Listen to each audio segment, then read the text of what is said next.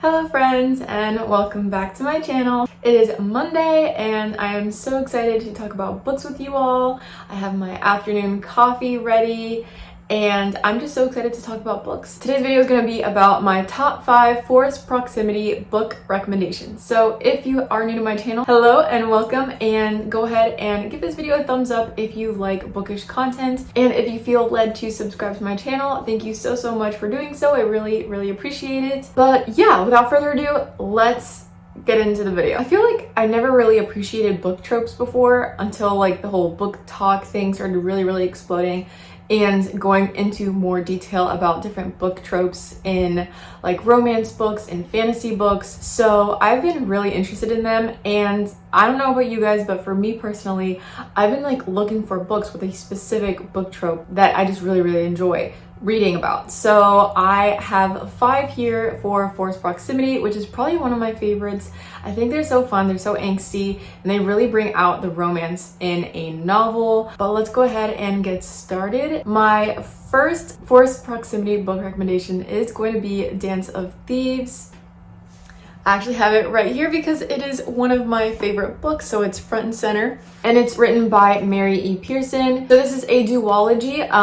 There is Dance of Thieves and Vow of Thieves. I gave this duology a 5-star rating, and it really came down to not only the main characters, but honestly how their romance was able to grow and flourish in this crazy political world and stuff they were dealing with. And from the start, from the get-go, this book forces them together. We have forced proximity in this novel because our main character, Kazi, she is set on this mission. She's kind of like a soldier, a rogue soldier, set by this queen, or working for the queen in like her kingdom, to go and search for this prisoner that has like escaped. And her friends are basically set to retrieve this prisoner.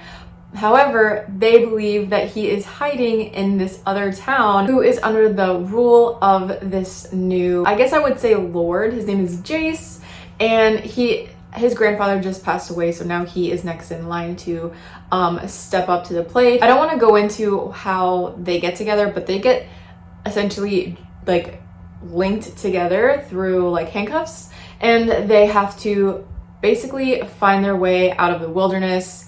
They spend a lot of time together against their will. They are not friendly with one another. We do have enemies to lovers in here as well. But because of this forced proximity, right from the beginning of this book, you do get to see them try to work through their differences.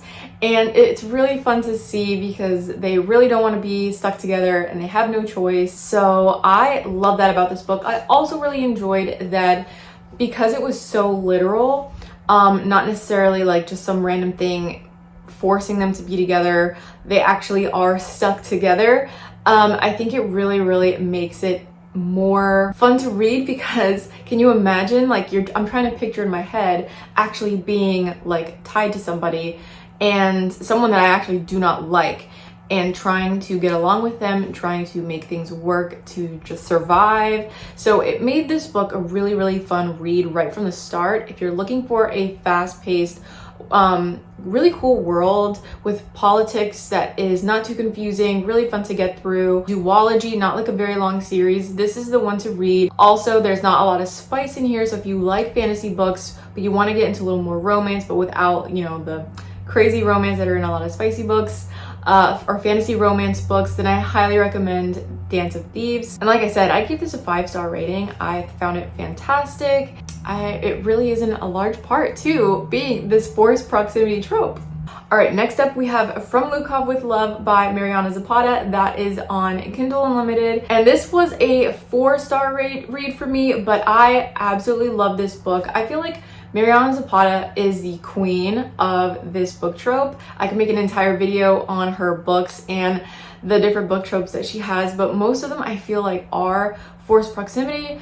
However, I included this book in particular because they are forced to work together. Our main characters, Ivan and Jasmine, are professional skaters. She is like she's very grumpy, but she's very focused, very driven, And in order to compete for like this nationals program that she has kind of been kicked out of, she has to team up with her quote unquote arch nemesis. And the only way she can have any hopes to qualify or win this championship, she has to work alongside Ivan Lukov, and they do not get along. She is really against working alongside him, and they have no choice. Her coach says you either do this or you essentially give up figure skating.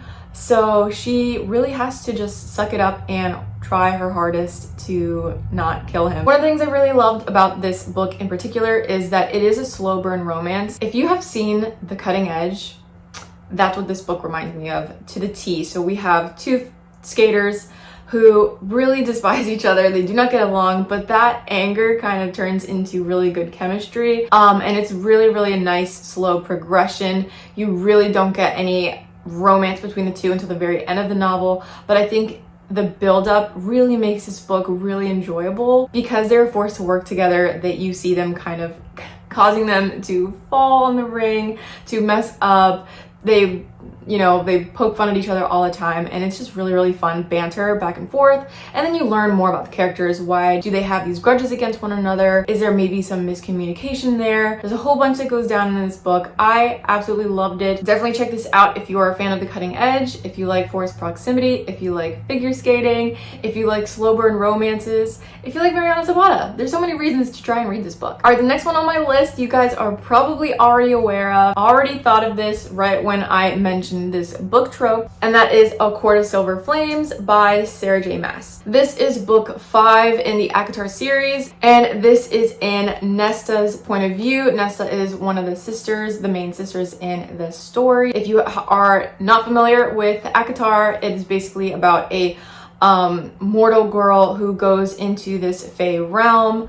It's kind of like a Beauty and the Beast retelling. It goes from there. I'm not really gonna get too much into it because most of you probably know what this book series is about, but this book in particular does not focus on Feyre. This focuses on Feyre's sister, Nesta. Nesta is kind of like the grumpy, mean stepsister, if you will. Like, I really did not like her throughout the series, but she does get her own book. She does get her own story to tell. There's a lot of backstory for her that we get to learn about, and she is forced to work alongside Cassian, who is one of the Illyrian soldiers that are part of this kind of like inner circle group that they have formed together. Nesta has a lot of baggage and a lot of anger issues that she has to work through, and the only person they think would be the best person to help her solve these issues is Cassian, and they are forced to live in this house together and train together because, as I said, Cassian is an Illyrian soldier, so he is like the best of the best at what he does, and Nesta has powers of her own that she has to kind of figure out how to use properly, and also just learn how to fight in general and become a soldier and learn how to not be completely defenseless because she grew up in the mortal realm and she doesn't know how to do any of that. I'm not gonna get any more details about this book because, like I said, this is book 5 in a series, but it is also kind of a standalone, kind of, because it's only about her book, not like the rest of the series, where it's mostly about Feyre and like her journey. So this is definitely the spiciest book out of all of the other ones in the series.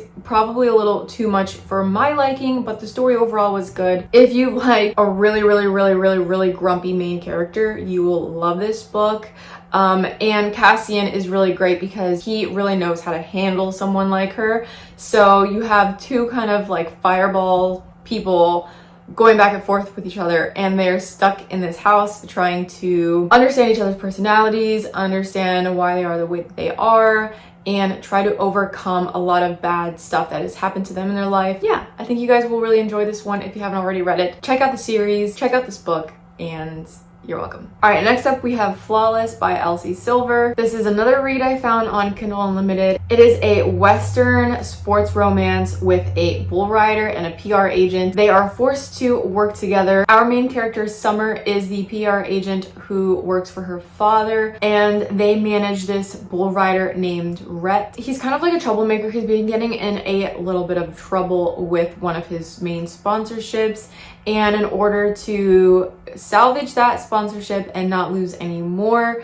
he is basically given a babysitter to watch over him and his ranch and kind of travel with him the rest of his season to make sure he just stays out of trouble and gets in line and get some more sponsorships in order to help finish out this season and pay for the next season, which is kind of like his career, right? So he needs these sponsorships in order to kind of pay the bill. They get sent to his farm back in this small town in Canada, and she's like a city girl, so she's forced to stay on his ranch with his family and deal with everything that goes on there, while he is also trying to not be super bothered about the fact that this city slicker girl is kind of following him around like a puppy. It's really fun. This was my first sports romance with bull riding, so I learned a lot about that. If you're interested in Western romances at all, you may really enjoy this book. And the banter between them was very, very fun as well. We have a fun country boy and a city girl kind of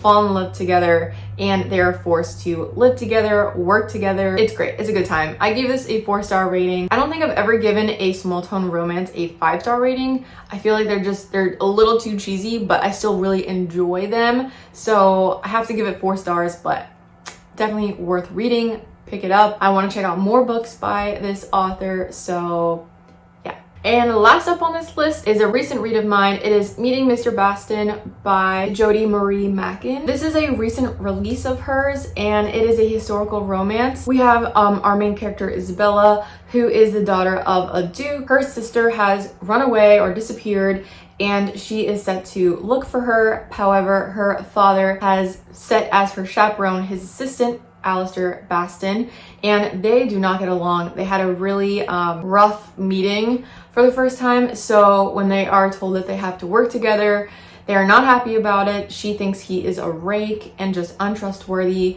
and is not like a very serious individual, and he is just kind of prejudiced over her. He thinks that because she is the daughter of a duke, that she's only interested in men with money and status, and they're forced to work together. They're forced to do a lot of random things. So we have forced proximity is one of the biggest tropes here. Then we have a fake marriage. We have sharing one bed.